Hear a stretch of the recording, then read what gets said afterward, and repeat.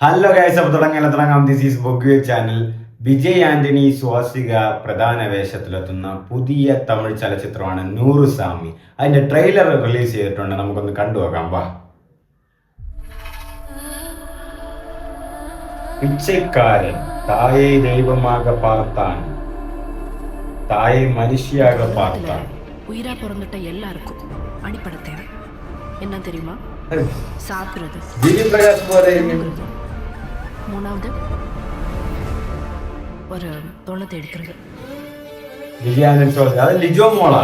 இப்போ ஏன் நீங்க சந்தோஷமா இருக்கீங்க? எனக்கு உங்களை ரொம்ப ரொம்ப பிடிச்சிருச்சுங்க.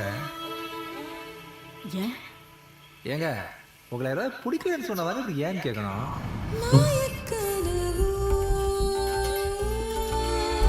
ഒരു ഗ്രാമത്തെ പടം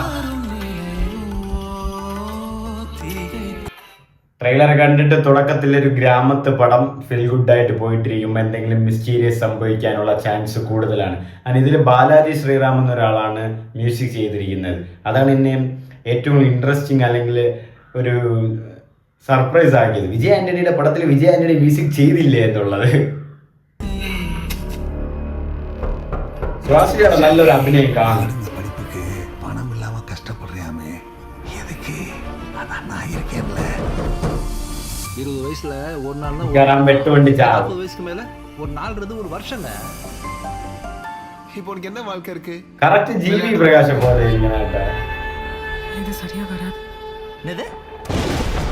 അവൻ എവിടെ കണ്ടിട്ടുണ്ട്? ഏതൊരു കോണ്ടന്റ് ക്രിയേറ്റർ. அம்மா வரதால அவங்களுக்கு ஒரு வாழ்க்கை இருக்கு. ஆய் பாசங்கிற பேர்ல அதை நாம வாழக்கூடாதுங்க. കരുണാസുണ്ട്. മ്യൂസിക് കൊള്ളാം, നന്നായിട്ട്.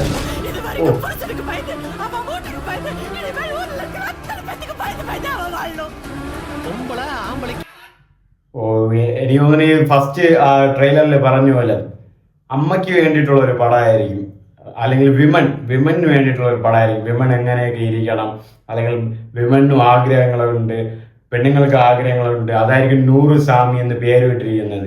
പെണ്ണുങ്ങളും പുറത്തൊക്കെ പോകണം, അല്ലെങ്കിൽ അവർക്കും ആഗ്രഹങ്ങളൊക്കെ ഉണ്ട്, അവർക്കും കറങ്ങാനൊക്കെ പോകണം, അങ്ങനെ ഒരു മൈൻഡ് സെറ്റിൽ അല്ല അവർക്കുള്ള ഒരു സ്വാതന്ത്ര്യം കാണിക്കുന്ന ഒരു പടം കൂടെ ആയിട്ടാണ് ചാൻസ് കൂടുതൽ. അതാണ് ഈ ഇതുവരെ ട്രെയിലറിൽ പറഞ്ഞു വരുന്നത്. സ്വാസിക മിക്കവാറും ഇതിൽ കിടിലനായിട്ട് അഭിനയിക്കും.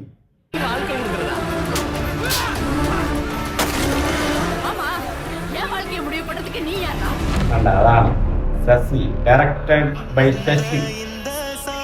After Pichaikkaran Sasi and Vijay reunion.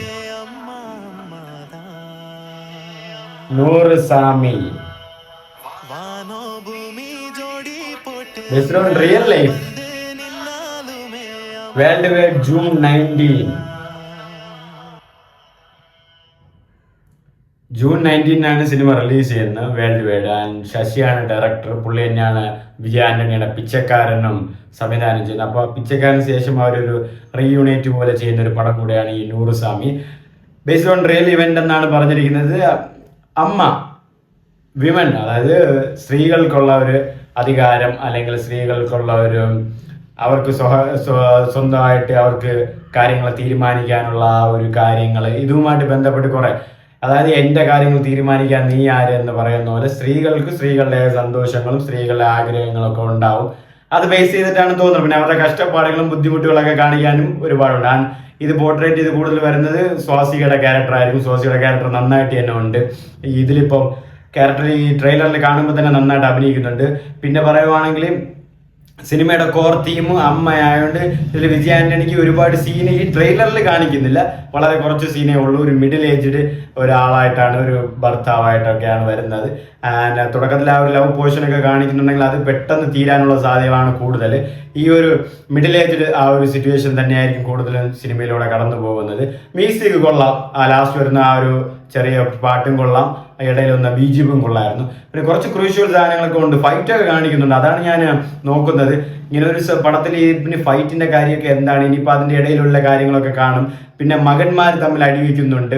G V Prakash പോലെ ഇരിക്കുന്നു, കണ്ണാടിയൊക്കെ വയ്ക്കുമ്പോൾ കറക്റ്റ് ജി വി പ്രകാശ് പോലെയാണ് ആ ഒരു പയ്യനിരിക്കുന്നത്.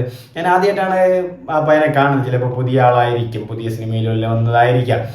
മൊത്തത്തിൽ എനിക്ക് തോന്നുന്നു പിച്ചക്കാരൻ്റെ ആ ഒരു ക്രൂ തന്നെ ആയിരിക്കും ഇതിലും വരുവാനാണ് സാധ്യത കൂടുതൽ. എന്തിനാണ് നൂറ് സാമിയും അമ്മയ്ക്ക് വേണ്ടിയിട്ട്, കാരണം തുടക്കത്തിൽ എഴുതിയിട്ടുണ്ട് അമ്മയ്ക്ക് വേണ്ടി മനുഷ്യനാകാൻ വേണ്ടി അങ്ങനെ ഒരു ക്യാരക്ടറായിട്ടാണ് ഈ പടം വരുന്നതെന്ന്.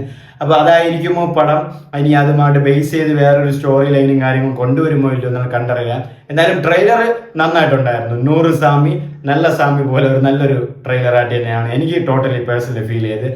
നിങ്ങൾ കണ്ടിട്ട് നിങ്ങൾക്ക് എങ്ങനെയാണ് ഫീൽ ചെയ്തതെന്നുള്ള മറക്കാതെ കമൻറ്റ് ചെയ്തേക്കാൻ. ഇതുവരെയും എൻ്റെ ചാനൽ സബ്സ്ക്രൈബ് ചെയ്യാത്തുണ്ടെങ്കിൽ മറക്കാതെ സബ്സ്ക്രൈബ് ചെയ്തേക്ക്, ലൈക്ക് ചെയ്തേക്ക്, കമൻറ്റ് ചെയ്ത് ഷെയർ ചെയ്ത് ഹൈപ്പ് ചെയ്തേക്ക്. അപ്പോൾ ബൈ ബൈ ഗൈസ്.